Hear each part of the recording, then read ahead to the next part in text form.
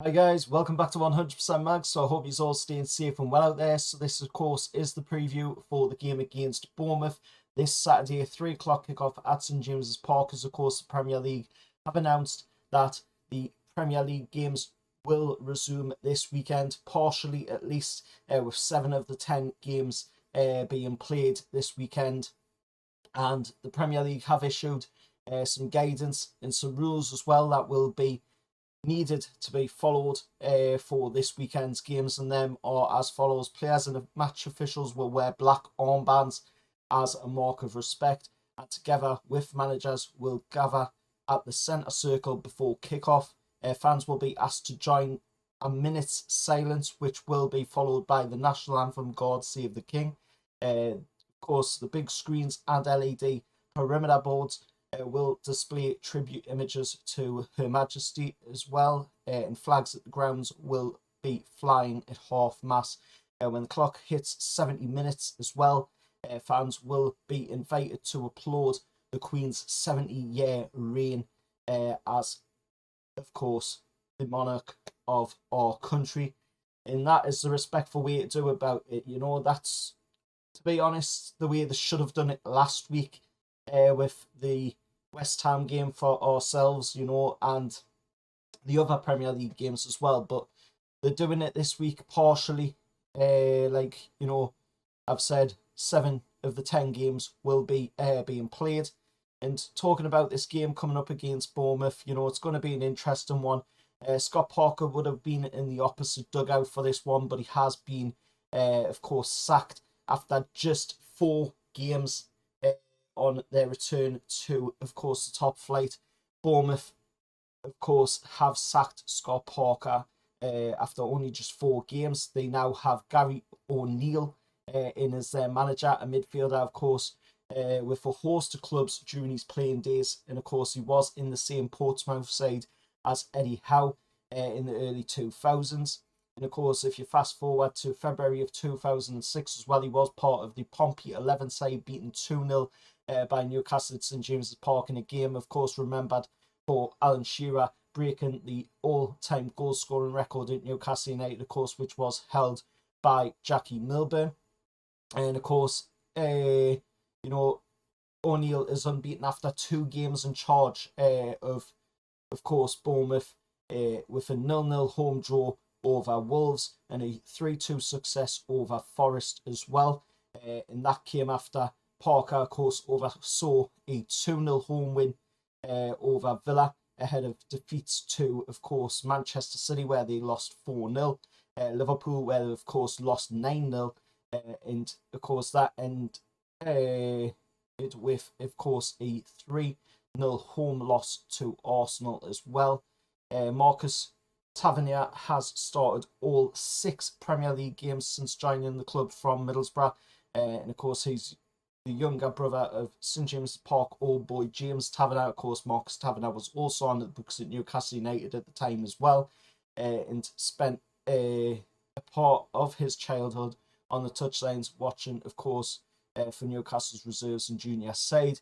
The referee for this game is going to be Craig Pawson, at first sighting of the South Yorkshire-based officials since he took charge of our 2-1 win at Burnley back in May. And of course, Pawson has been allocated last Sunday's postponed Premier League visit as well. He was, so he is going to be the referee for this Saturday kickoff game at 3 o'clock. Stuart Atwell's going to be on VAR. Hopefully, VAR doesn't get involved in the game too much. We've seen it involved in too many of our games this season already. The referees have been involved way too much in our games this season already as well. So hopefully we don't see a repeat of the situations we've seen so far this season. But looking at the fixtures, of course, of the past games against Bournemouth at St James's Park, if you go back to the last time we won against them, of course it was the 1920 campaign. We won 2-1 in that game, and of course Yedlin and Clark were the goal scorers in that game. For a loss against Bournemouth, you have to go back to the 17-18 campaign, of course, where we lost 1-0 in that game. To be honest, it's a game, you know, where I do expect we're to come away with a win. It's a game that, most Newcastle fans should be expecting to come away with 3 points in.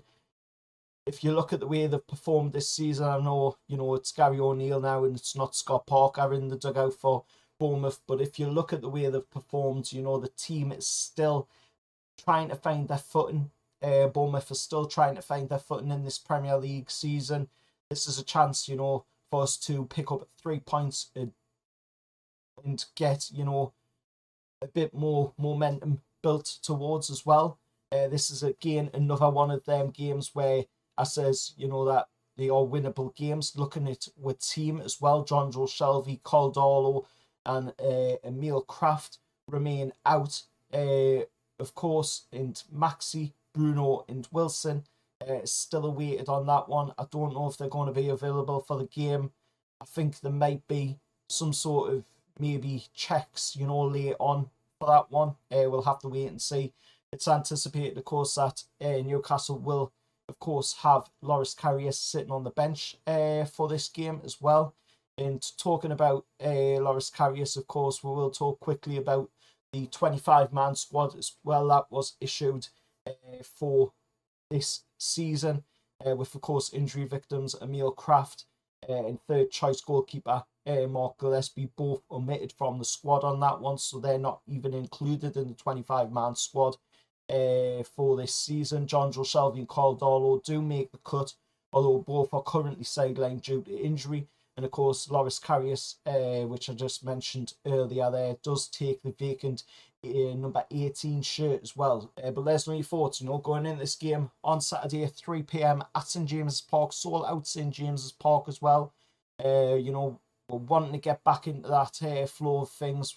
We should have been able to see the game, against West Ham, but because of the circumstances, we weren't able to. That's fully understandable, at the end of the day.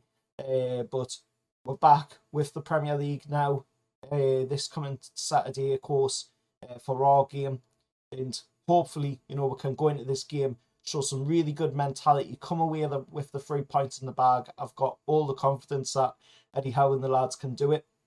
It's going to be a really good game. It's going to be a really great atmosphere. Who knows, we might even see War Flags do some sort of tribute to Her Majesty the Queen as well, which would be really nice to see. We've already seen, with Rangers, that they put out a really good tribute to the Queen. Respect to Glasgow Rangers for that. They did an absolutely fantastic tribute to the Queen. The green and white side, though, of Glasgow, very disrespectful from them, but it's something that I did expect, Celtic to be doing, to be honest, because at the end of the day, they do have their links to the IRA, as we know, or if you do know your history, then you will know that Glasgow Celtic, do have their links to the IRA.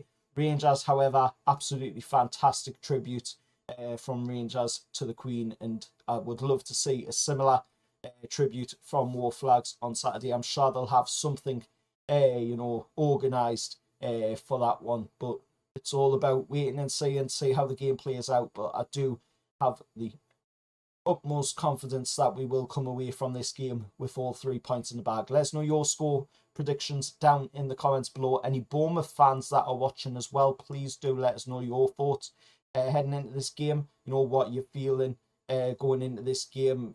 It's your first game at St James's Park since, of course, going out of the Premier League back, when you got relegated. And it's going to be an entertaining game for sure. But let us know your thoughts anyway down in the comments below. As always, remember, like, share, subscribe to the channel, and however, lads.